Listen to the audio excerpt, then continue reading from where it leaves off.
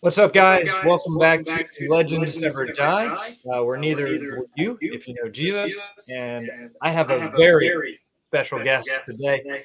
I have Mr. Dick Perez with me. How are you today, sir? I'm feeling very well. Great. I've got a topic I'm going to interview you on today that I don't think anyone ever has on YouTube before, and it is about the Perez Steele registration cards. So what can you tell us about those and how they work? Well, when Frank Steele and I came up with the idea of making cards, postcard size, of all Hall of Famers, we weren't going to put them out all in one shot. I mean, we wanted to start right away.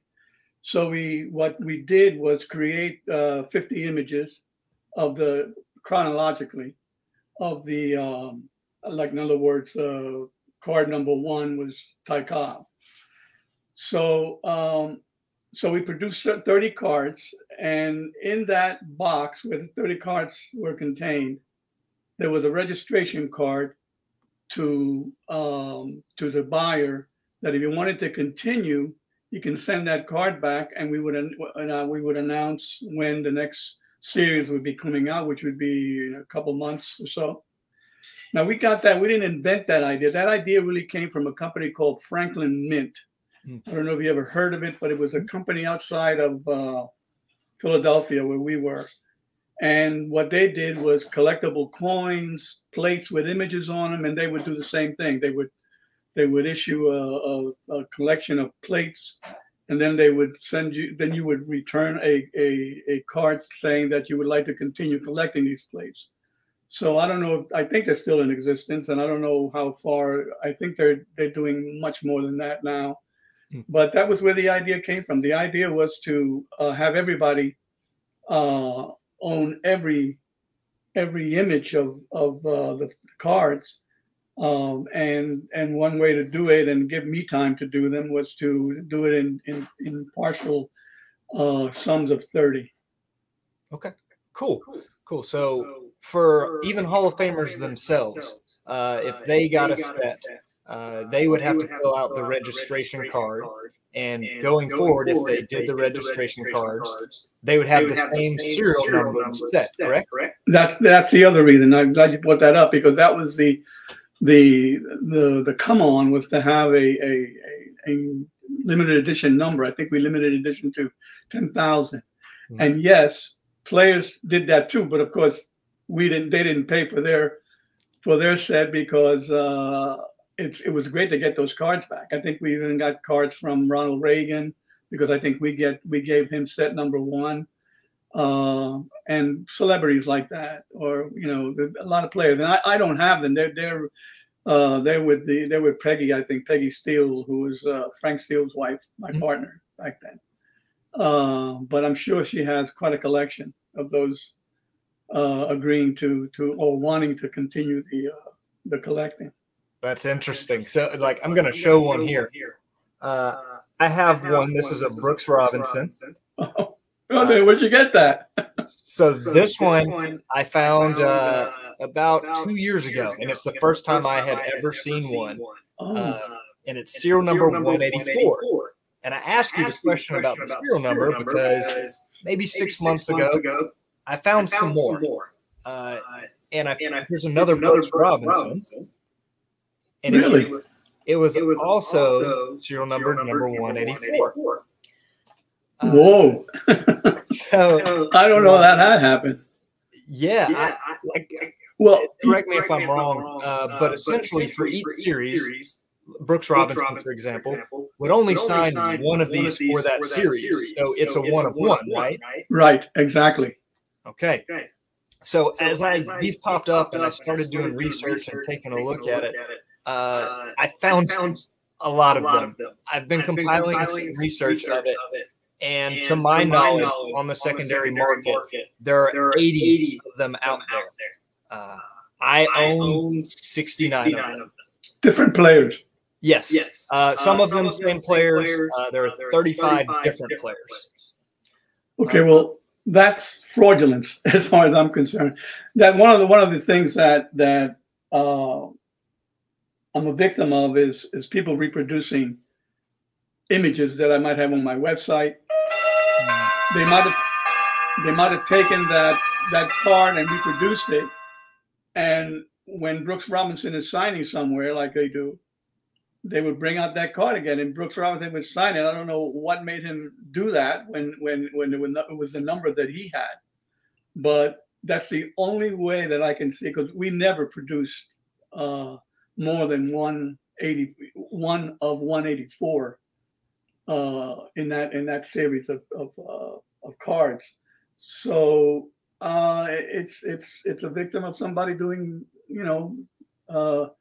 rascals out there who are doing things to the work that is becoming product for them.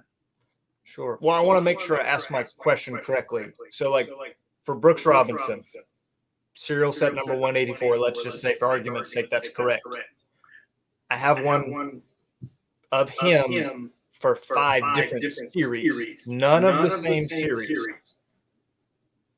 So like one from series 1, one from series 5, one from series 4. So you're saying that none of it's possible for any of these to be on the secondary market?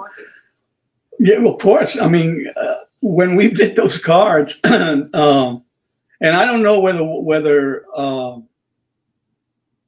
I'm trying to figure how many ball players there were. We try to tie in a lot, like maybe Brooks Robinson was the 184th player to be inducted or something like that. That's a high number. But all we could do is, this was a machine, a stamping machine that they would go through. Mm-hmm. and they would be stamped, 184 of 10,000, and then 185 of 10,000, 186 of 10,000. Mm-hmm. And all we had were 10,000 sets of 30 cards with individual numbers. Right. And what's happened is, and the back sides also are the same when you turn them over? So, for example, this one is from the set in 1980 that was green. Yeah. And on the back, please return this guaranteed registration card and envelope provided. Yeah, and they all look exactly alike. Well, this one is yellow. It's from 1981. Yeah, I guess I'm asking about the typesetting. Oh, it's a different color there. Yes. Because one of my next questions were, some of these that I have a signature on it, like this is Bill Dickey, but the rest is filled out in typewriter. Huh. So my question was, when you guys got these, if an athlete just sent it to you signed, did you guys fill it in with a typewriter? Because to me, if you were trying to fake one of these, wouldn't you want to fake it in the same pen? Well, there really is no. We would. This is a Hall of Fame product. They had their logo on it, so they would not be dealing in, allowing that to happen. This is purely a secondary market out there. I mean, I've been through this with a lot of with eBay, and eBay is in the business of selling, getting people to sell and getting people to buy. If you accuse somebody of doing something fraudulent, eBay sends you a package of documentation to prove that what you're saying is right. After a while, you just say, forget it. I'm not going to get involved in this. So I mean, my reputation is in the field, especially when we deal in collectibles and limited editions, is vital. And there would be no way. Now, did all the Brooks Robinson cards have addresses handwritten on there? Yes. In the same handwriting? Yes, sir. Because I don't think I've ever seen many of those, if any of those. I mean, that went to the Steeles, and they just recorded it, and they would accept the card as someone who was willing to participate, and we went on from there. That whole point was this would be outrageous for Frank Steele to learn about right now, because that I was not aware of, that would do that. And why would these players keep signing them? It just doesn't make any sense. Well, and I guess one of my questions. Well, it's money for them. So sure. But one of my questions about it, trying to determine, the authenticity and why I wanted to talk to you. So Brooks Robinson, for example, I continue to use him, but he was inducted in 1983 into the Hall of Fame, right? And these series that I showed you predate his Hall of Fame induction in 1980 and 1981. So my question is, would you guys have backdated a set for Brooks Robinson? No. How do we know he was going to be in the Hall of Fame? I mean, in that order, in that at that time, in that particular year, we wouldn't know. So they're not all first year inductees, right? But I guarantee you that we did one of, and that's it. So I don't know, and I don't know which one of yours is the authentic one. I mean, is the Brooks Robinson one typed and the rest handwritten? All the Brooks Robinson ones I have are fully handwritten, but like I said, I have other examples. Yeah, I don't know if they all would have typed it. I mean, we might have gotten some typed, some handwritten, but I might be meeting up with Peggy Steele. I have a trip scheduled up to the Hall of Fame. I haven't been there in years, and I'm going to just not just to see how that might have gotten out there. She, of course, she just washed her hands of the whole thing when Frank died. Sure. So, but she might be interested in knowing that too, like I am. Yeah, and I don't know what I could do about it. I don't know what there is. And where did you buy these? All of them through eBay. eBay. And that was one of my questions and maybe Miss Peggy may have documentation of this, did you guys reserve the first, 200 sets for celebrities and Hall of Famers, or did you assign them as they were inducted into the Hall of Fame, where they could have been a number in the thousands, or was there a specific way you guys? Well, we did sets of 30s or series of 30s. Right. Up to the point where we ran out of Hall of Famers. And then thereafter, we would wait 2 or 3 years till we had enough players so that it would warrant going on press. We wouldn't be going on press for one card. We would need multiple players there. So we would wait, and then you would have a continuation of maybe a set that might have 8 cards in it. For 8 Hall of Famers, maybe from 3 years. And that's how we updated them. And it was always, and we did one, there was some, I know that like I said, I believe Ronald Reagan had set number 1. And I think there might have been some special numbering for certain people, of course, the big names have all passed, the Babe Ruth, the Ty Cobbs. So card number 1 or set number 1 of 10,000 would have been Ty Cobbs. I mean, that sometimes Frank did things like that because it would be, it would be meaningful that he would be but there's no way we would do that. I mean, it just ruins the whole thing. And I just don't know what I can do about it. Maybe I can get legal with eBay. I don't know. But they don't care. They just don't care. I know. I'm not expecting you to do anything about it, but I figured I would go to the source yourself. So you're holding what you do have something valuable in that they're their autographs. I would imagine it's their autographs. You can compare them and you can get them verified. But it's not only one of those. If any one of those you have is authentic, you may have all of them that are not authentic. You know, because if they're doing that many, I mean, that's amazing the way that the criminal mind thinks. I mean, it's just incredible. I would never suspect that. Let me ask you this question, because this is something interesting I found as well. So would you guys ever send, say, Ty Cobb you're talking about, would you guys send a registration card and set or offer them to next of kin of his family if they wanted a set? Yeah, we might have done that. You know, Frank was involved in the marketing, basically, and we would share, you know, conversations that dealt with the people who were joining and or not. And I'm pretty sure that every member of the Hall of Fame that was living got a set for nothing. I mean, they would donate it to them. That was one of the come-ons for the Hall of Fame, to give them a set of cards. And Yogi Berra loved them. He would have his play, whatever plays were alive. I would go up to the Hall of Fame induction ceremonies, and there would be Yogi Berra getting a bunch of his sets, like Great Moments and Art Postcard, and having his fellow Hall of Famers sign them.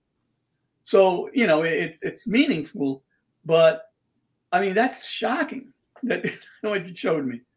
Well, the reason I asked that question, this is one that is serial set number 4.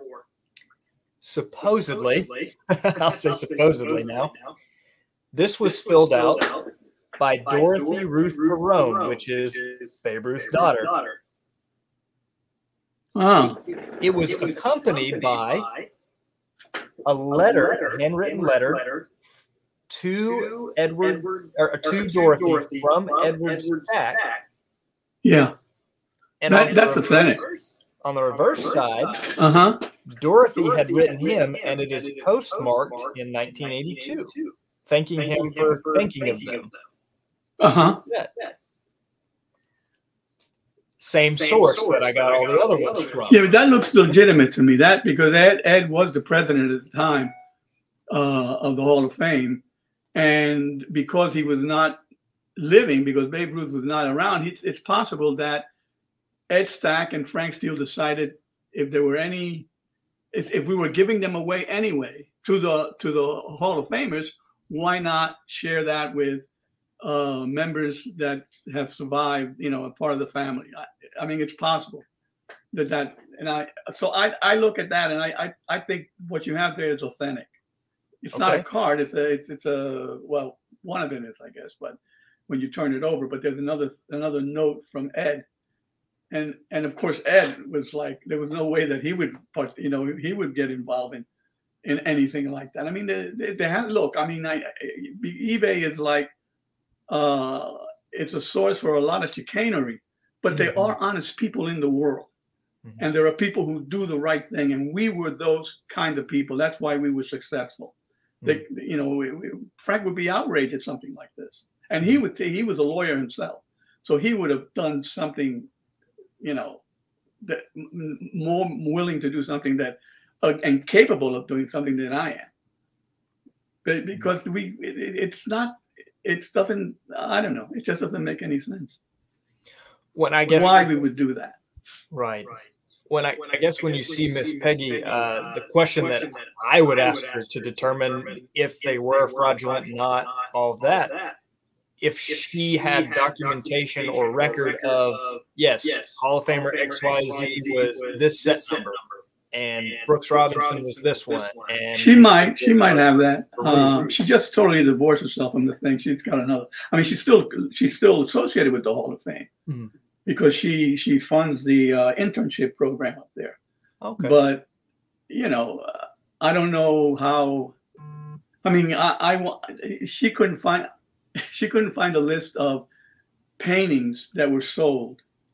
My paintings that were sold, because if a museum ever wanted to accumulate a collection of paintings of mine for something, I wouldn't know who to go to, because you know they were in Frank's file. I don't know. I mean, she said I don't know where that list is, which, you know, but she totally divorced us. I mean, she doesn't need to do that. I don't need to do that for money. I don't need to do that. Sure. I did very well in what I've done. and I don't have to work anymore for the rest of my life. My children will be fine. So there's no reason to deal in that kind of chicanery for me. So I'm telling you, in your faith, that this is totally a shock to me, and they're all fraudulent, and they're all people doing bad things out there. For people who need money, maybe. Well, I'm at least happy to hear it from you to know. That's why I wanted to interview you and talk to you about it. Right. And if you had any additional information on it, I would love to know, just for my own stuff. But. Well, I have to. I mean, I would have to find out the information, because all I know is what I've told you. There's just no way I would have known that, and Frank would never have done that. He's an esteemed person. He was held in high. You know, I know presidents do things that are bad, and you wouldn't expect the president of the United States to do that. But there are good people. There are honest people out there who do the right thing. And Perez Steele Galleries did the right thing, because you would ruin you would come up and face with all that stuff, and if we were participating in that chicanery, it's not going to be hard to prove. So I'm shocked. Well, that's all the questions I had for you. I really wanted to kind of get to the bottom of this mystery for me, since I had never seen any of them before myself, and would presume that they were one of ones, and I wouldn't have known how they could have possibly gotten on the secondary market. Somebody reproduced them. I mean, who's the fellow who you and I know? He makes a copy of a card. Mike Moynihan. Mike, great guy, and he does it for himself, and I'm okay with that, because he gets it autographed for himself. He doesn't produce them and sell them as cards that are being autographed, But what I worry about if somebody needs to make an extra buck because he's feeding his kids, or he wants to send a kid, all right, what the hell? But what I worry about is somebody reproducing my work, not in the fashion that I demand something would be produced. When Diamond Kings were being done, I wasn't happy with the printing of Diamond Kings, and we actually went to Don Russ and said, Dick is not happy with the reproductions. We're going to have at least the color separation done up here where we are in Pennsylvania. I mean, that's what I worry about. Somebody will reproduce something that doesn't look like good art because it's not well printed. So those things that were somebody making money on me. Well, okay, I'm not gonna throw a huge fit over that. I think it's wrong, and I think they're what I think they're doing is it's making people like you believe that you're getting something.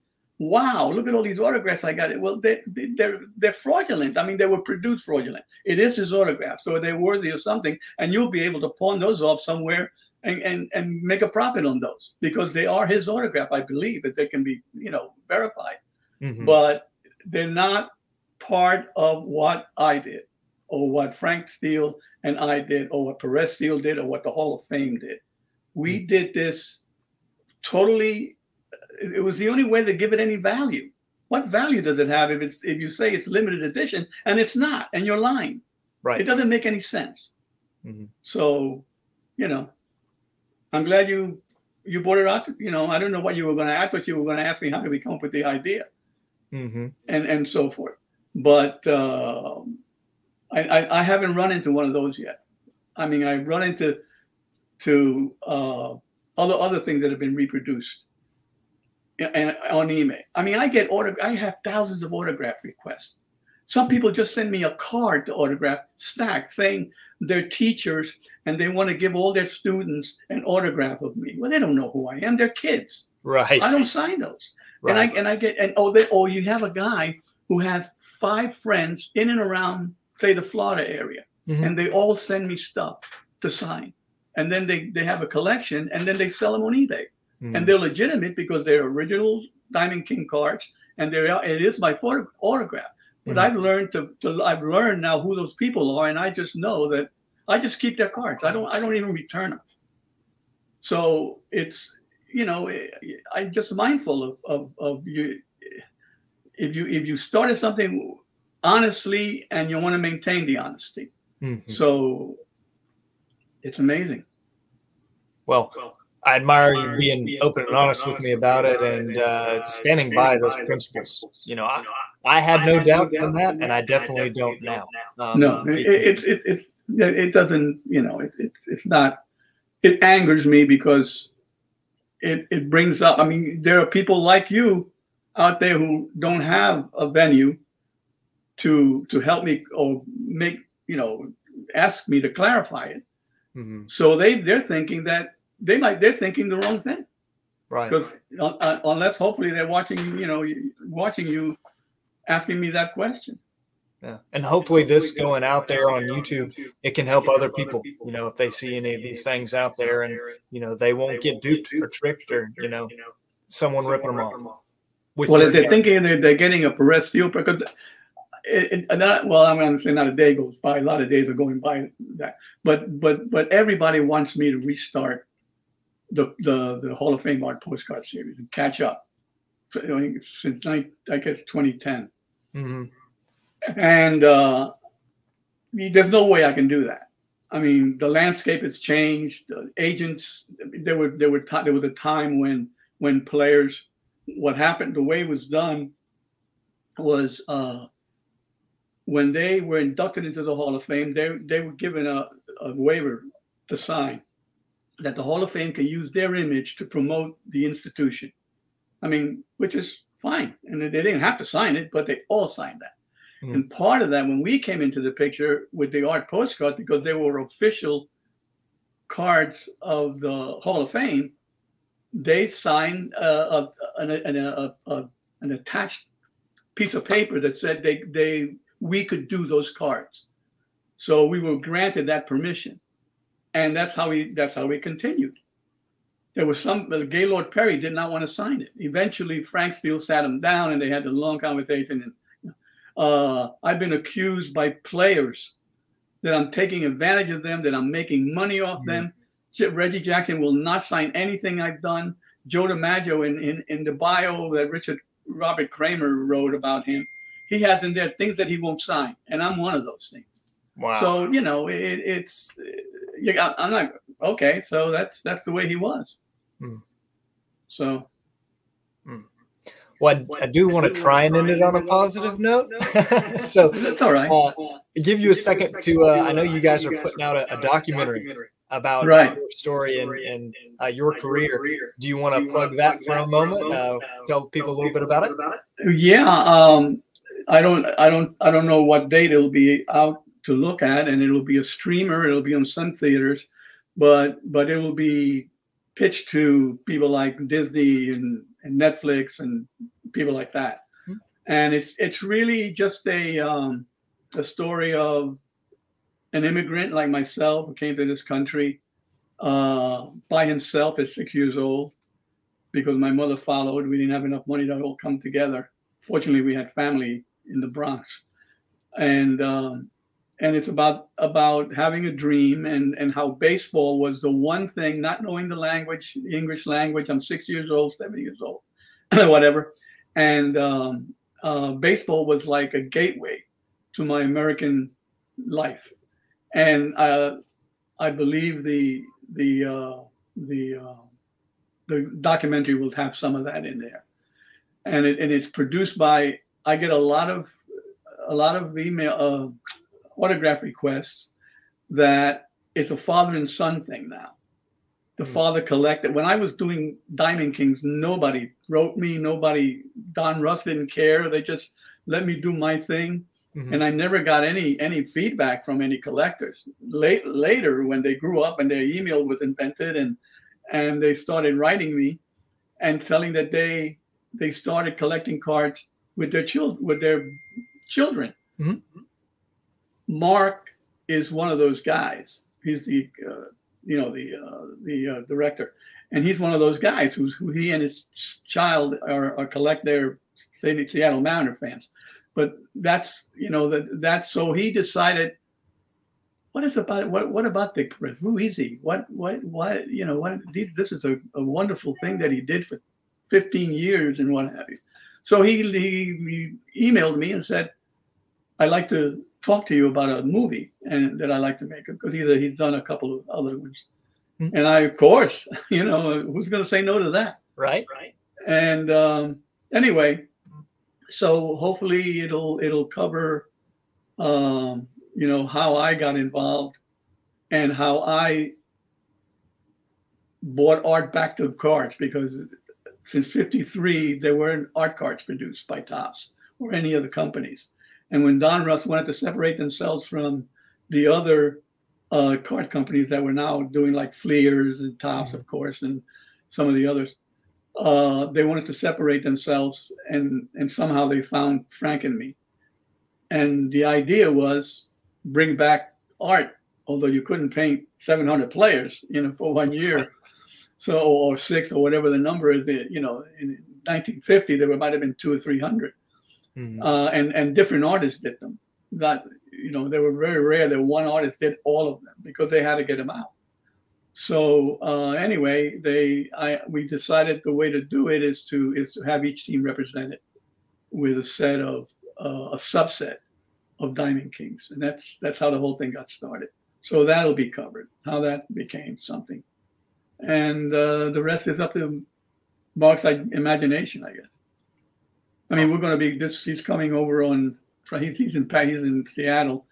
And he's coming Sunday, and we're going to go to the printer of the cards. We did a card set for to raise money for the film, and we're seeing that being printed, and then we're going. I have a collection. I don't know if you know this, but there's a collection of 30-something odd pieces at the Citizen Banks Park in Philadelphia for the Philadelphia Phillies, because I was dealing with them at one time. And I have large paintings there that cover every member in the Hall of Fame that either was born in the area, played for the A's, or played for the Phillies. And I haven't visited that in years, because I've been in New York for many years now. And we're going to film me going through all these paintings and stuff. So, it's a lot to be done yet. And then there's editing to do. And he shot hours of it, which has got to be reduced to an hour and a half or whatever. So that's editing, and that's going to take a while. So we figure maybe by the next baseball season there'll be something out there. I know I can't wait, and I'm sure a lot of your fans and baseball fans out there are looking forward to that. So I want to give you the opportunity to plug it. I know I can't wait. I look forward to watching it and checking it out. Listen, I saw you interview. When you requested, I looked you up, and I saw you interview former president of the Hall of Fame. Yes, sir, I did. I've been through 3 presidents. That's Stack, a guy named Marr, Dale Petrosky, and I think that was it. That's when I left the Hall of Fame. But this guy seemed like, why is he not still the president of the Hall of Fame? Why is he? I don't know. It was a very short tenure. Yeah, he was so down to earth and so great. I mean, he was to me the best of all the names I mentioned, because of his low key but humble and wonderful feeling about the Hall of Fame and baseball and what have you. And I thought that was a great. And then I find out that, because I'm going to be going up there, I wanted to meet him. Find out that I think he quit. The only reason I saw was that his family was still on the West Coast, and he missed them or something. But that's a shame. He was a great guy, and I really enjoyed that interview. He was very gracious and kind to me. Yeah, I would love to interview the current Hall of Fame president, Josh Warrich. He seems like a very friendly guy on social media, so I need to reach out to him and see if he would do the same. Yeah, that would be wonderful. I'll probably meet him too. So. Because the cast of characters has changed since I was up there doing work with them, and the only person that I know is still there is probably Jane Clark, who's the heiress and owns the thing.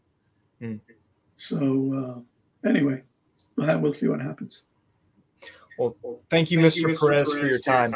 I'm sorry that there is a negative aspect to it, but I mean, all I can tell you is I promise you that there was only one of those cards that is legitimately a Perez Steele product and a Hall of Fame product. Everything else has been copied because it's so easy to do that, you know, to download something from the internet or from my website. So. Well, I'll send this out here. But thank you again. And for everybody out there, thank you for watching. Keep collecting, and God bless. Okay. Take it easy.